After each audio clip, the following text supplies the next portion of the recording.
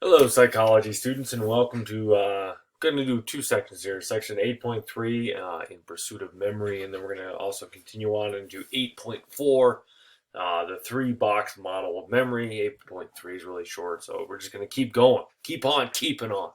Yeah. So, memory, you can measure it.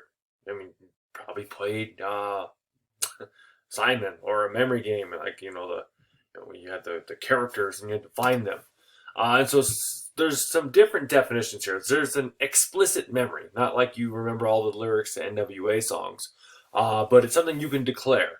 It's conscious, it's intentional recollection of an event or an item of information. Maybe you remember your 10th birthday and you had ice cream cake, or you know that the capital of Minnesota is St. Paul. Come on, you guys got to know that. Be on quick on the draw. Recall is, kind of, there's different types of things where you have to remember the name, and that's an essay or fill in the blank. Um, Recognition is matching, true, false, multiple choice. Maybe you don't know it right away, but you can recognize it and go, hey, I know that's the answer right there. Yay. So we have here, who wants to be a millionaire? Which would be recognition. What's the first letter of the alphabet? I mean, do you answer A? But that's C, or do you answer C because that's A? I'm so confused. Recall would be more like Jeopardy. It usually needs some effortful processing. You got to think about it. You got to access the memory banks. The hippocampus. Hippocampus relays the message from the temporal lobe to the frontal cortex, the frontal lobe, so it's in short-term memory. Then you have an implicit memory, which are things you don't really have to think about. You just remember. An unconscious retention of memory, which is automatic processing. Our fears, our tastes, our likes, our dislikes are largely in here. So non-declarative memories, not things we can state. Classical conditioning, which you'll learn a lot back in chapter 9 when we get to that, and behavior and learning. And then procedural memories. If I threw a ball right at your face, not too hard, you could put your hand up and catch it, and you wouldn't have to think about it, but you would remember how to do that. Procedural memories are how to do things. And so then there's also this idea that, what if I forget it? Can I relearn it faster? And so you can measure how much time it takes to relearn something, and they find out that if you've done it before and then seemingly time has passed and you relearn it faster. Whether it's your golf swing, or you haven't taken a Spanish class in 5 years and you go back to it and then it comes back much much quicker. Uh, Urban Ebbinghaus did a lot with this. Did a lot with relearning, teaching people nonsensical words, like just little phrases they weren't actual words, and found out that people, when they memorized it, it took them a little while, but if they relearned it later on, they were much quicker and much more accurate. There's also priming, where we can kind of give you hints and kind of prime the pump a little bit. For instance, if I said, I want you to think of all the words that start with DEF, and you could say define and definition and definite, and you can you're priming it right there. Defense, if defense, all that good stuff there. And so that's just an example of priming your memory, and things like that. So there's different models. I mean, some people think that the mind is like a computer. There's the information processing model, where your brain encodes it, it stores it, and retrieves it, just like a computer. I type in my document, I hit save, and then when I open it, I click it open. Problem with that is our minds don't work that way, because emotions can cloud it. Sometimes your mind doesn't save it properly. You can't find where the file is, and somehow it got filed under here, under recipes for paella, instead of how to write an essay. Why am I thinking about paella? Probably because I'm hungry and I'm a big fat guy. There's also the three-box model, which will be our next section here, which just briefly is sensory register, short-term memory, and long-term memory. There's also this idea of the parallel distributed processing, or connectedness, PDP, where the brain does a lot of things at once. I mean, it's controlling our bodily functions. It's thinking about what I want to say, but at the same time, it's my brain's accessing memory, trying to think of a good analogy or a good example of this, which I'm reaching for and I can't do it. Kind of like when you have multiple tabs open on your computer or on your phone, and you're looking at different things, and then you're swiping between apps and all that stuff. Your brain can do the same thing. Memories are connections amongst a vast number of interacting processing units. And then the idea is the more memories you connect, the easier it is to remember. I remember thinking as a kid that my friends, I used to joke they weren't as good at school, or maybe they didn't remember their states and capitals or their times tables because they were too busy trying to remember song lyrics to hip hop and things like that. And if they would, that basically their storage was full, which isn't true. Your storage capacity, your brain is limitless. There is no storage capacity. The more you remember, the more you can remember. It's crazy, like a giant computer network. It's all connected. And some things can make you reminded. Just a little word can make you think of something long, long ago, and you don't know why, but they're connected in your mind. So moving on to the 3-box model, I want to go more in depth into this because this is kind of the accepted leading ideas of how memory works. And so the first one is sensory register. It's just that moment where you just heard that snap and it's in your brain. You just hear it, but your brain hasn't processed it yet. Or you see the picture here. It's fleeting impressions. Richard Atkinson and Richard Schifrin came up with this. This is the entryway to memory. And it has subsets systems for each sense. For instance, visual images stay in your mind for about a half second. So you have an image, it pops up, it's in your mind for a half second, and then if you don't use it, if you don't apply it to short-term memory, it goes away. It's kind of like this picture. It's a little camera trick I did of my son at Lake Powell. I just delayed the shutter, and so it looks like there's motion when really just the camera didn't move much. And so it's just a little camera trick, but that's kind of sensory register. And so that's iconic memories. These sensory registers of visual ones. Sounds last a little bit longer. You can kind of hear the sound going and going. It's called echoic memories. And then, sometimes, if you feel an itch and it's gone, you can still feel it. Touch is there.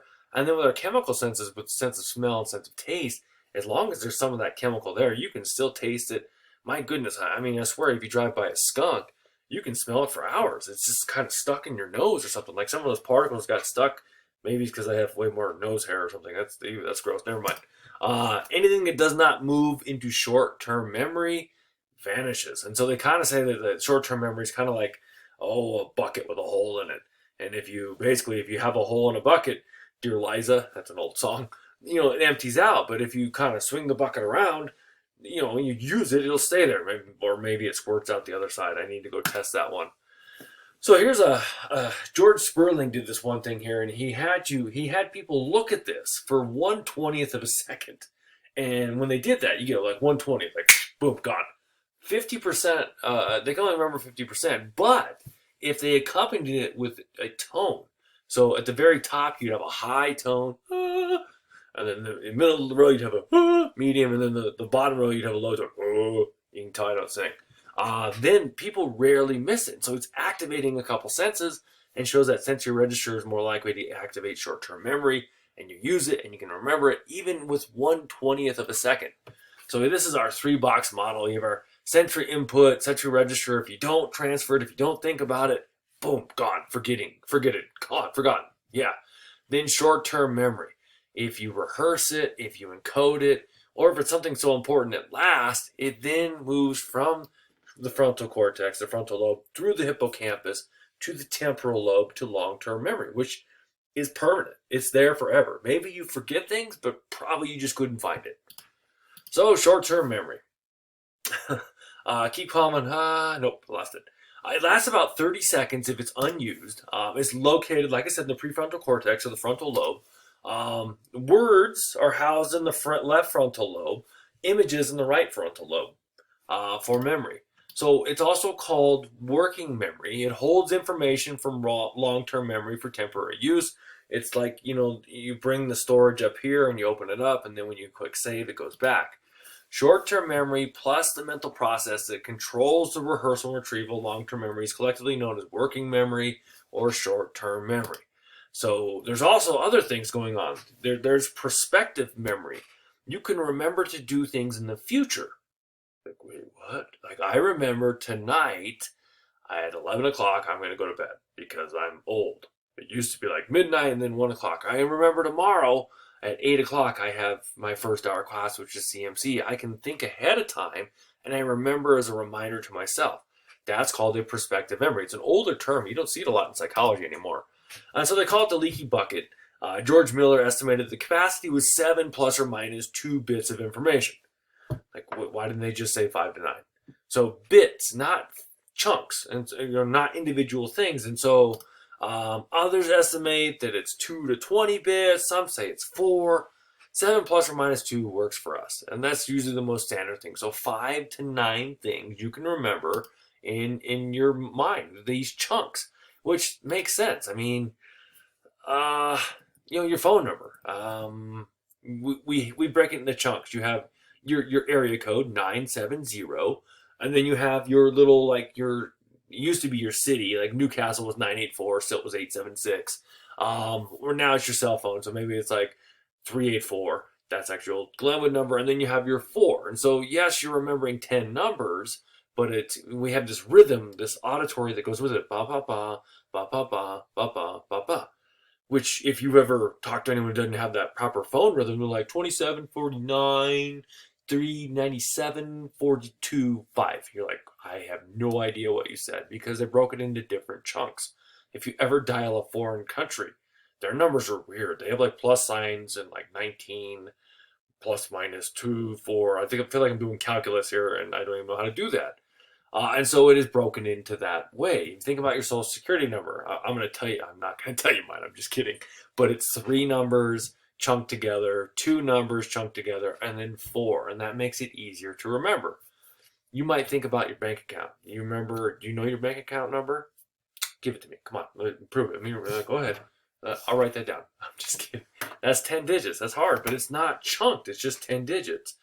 Your credit card number. If you have a credit card, that's usually 16 numbers. That's in chunks of 4, 4, 4, and 4. Unless you have an American Express, then it's 15 because they're weird. So other things can stick in the mind, though. If you have a number like 1776, it's easy for Americans to remember because that's the birth of our country. Versus 6432 doesn't mean anything to us. In America, you hear USA, you start going USA, USA. And it makes sense to us. You can remember that chunk. But EEUU or AAUU in Spanish doesn't mean anything to Americans, but to Spanish speakers, they're like, hey, AAUU, AAUU. Doesn't have the same rhythm as USA. So here's kind of this idea here is, as time goes by, you forget. So the percentage when recalled consonants, this is an Ebbinghaus study is what it was. This is called the forgetting curve. And so like right away, people can remember 90% of these letters, but then without any rehearsal, there's rapid decay. 18 seconds later, and they remember less than 10% of what they were just seeing. So it shows that it lasts about 30 seconds, and it's gone. If you don't rehearse it, if you don't use it, if you can't recognize it, it doesn't trigger any old memories.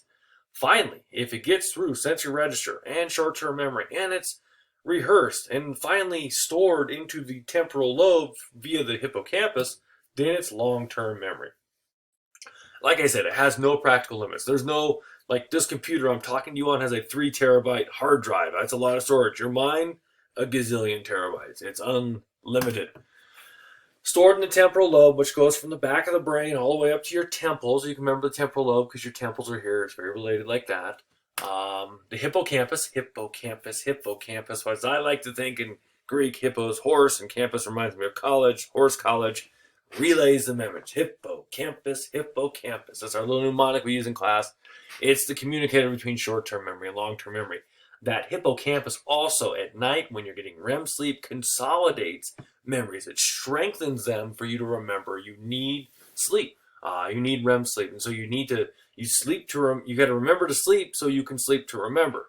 Your hippocampus also, while you're sleeping in REM, dumps everything you don't need. The stuff that wasn't useful, that wasn't transferred from short-term to long-term memory, you didn't rehearse it, you didn't, put a purposeful, like mindset to it or, thinking thought process to it, it dumps it. And so it's located in the limbic system. Damage to the left side of your hippocampus, people have a hard time recalling words. If you damage the right side of your brain, you might have a hard time recalling visual images. They do some weird things. They damage hippocampus in birds, and they can't find their buried seeds. And so birds can't remember anyway. They got a pea brain, and then they can't find their food. Like I said, memory consolidation occurs during deep sleep. The hippocampus processes the memories for later retrieval and long-term memory. The cerebellum, which is back here, controls our implicit memories and our classical conditioning. So our ideas of, like how to do things, our procedural memories and our fears and our dislikes.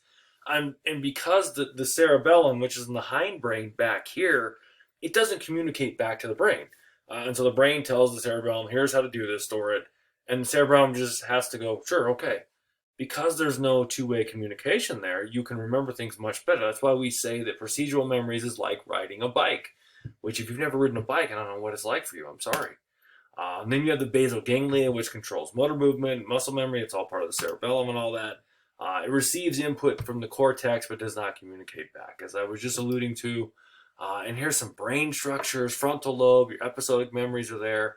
The amygdala, remember amygdala, fear and anger, emotional ones. The temporal lobes are explicit memories. It's involved in priming. Hippocampus, explicit memories, it relays it. And then the cerebellum has our implicit memories, how to do things, our fears, our likes, our dislikes, and all that good stuff. So the organization, our brain categorizes it into semantic categories. So in our mind, we have all these concepts and things that kind of go together, like dogs go with animals, not with robots. And we can categorize mammals and reptiles, and those are disgusting, and amphibians and insects and birds and all that. There was an MD stroke example where a person had a stroke and they could not recognize pictures of fruit, but because there was damage to the right side of the brain. But when they had a picture of an apple, they couldn't recognize it. But then when they were told the word apple, they went, "Oh, it's an apple," because the left side of the brain communicated. It had the words there, and so then we have tip of the tongue, where it's there and and you can't figure it out. And then suddenly it's like your brain's working on it. Like your brain gets the rainbow spinning wheel of death, and then suddenly it pops in your head 3 hours later, and you feel like a moron. People that do sign language actually have tip of the finger syndrome, or a state, kind of the same thing. Sometimes you come up with similar words until you find the correct one. You also might organize based on familiarity, relevance, association with other things. Basically, with memory, chunk it to what you know. Here's an example of tip of the tongue from the movie Dumb and Dumber. Fun stuff here. What's your last name? I'll look it up. I don't really recall. Starts with an S. So swummy, slippy, slappy, Swanson. Maybe it's on the briefcase. Look on the. Oh yeah, it's right here. Samsonite. I was way off. Great movie right there. So the contents of long-term memory, like I've been alluding to, these procedural memories is how to do something. The procedure is an implicit, non-declarative memory. Then you have declarative memory, so something you can declare, like you're going through customs. You know something, you can state it. It's true, it's a fact. It's assumed to be explicit, not like naughty records or something like that. And so that can be two things. It could be a semantic memory, which is a fact or a bit of knowledge, or an episodic memory, which episodic is like an episode of your life. So semantic memories are internal interpretations of general knowledge and facts. Episodic memories are internal representations of personal experiences. So this happened on my first day of high school. Whatever happened to your first day of high school, I'm not sure.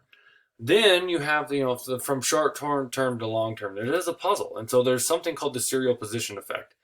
Where you most likely to remember the first and last items in a list of things. And they've done lots of studies, and we'll do a test in class on this.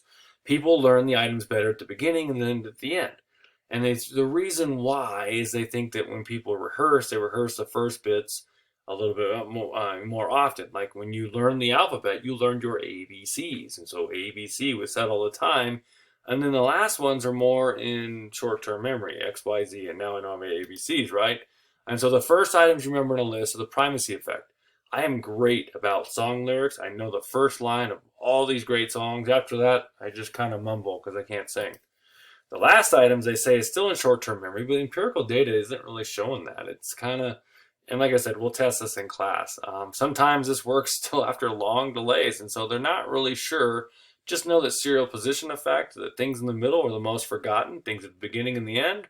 The primacy is the beginning, the recency is the end. You're more likely to remember. That's all I have for today. If you have any questions, let me know. I hope you enjoyed this. Hope you learned something. I went a little long. I'm sorry. Subscribe maybe or something. Yay.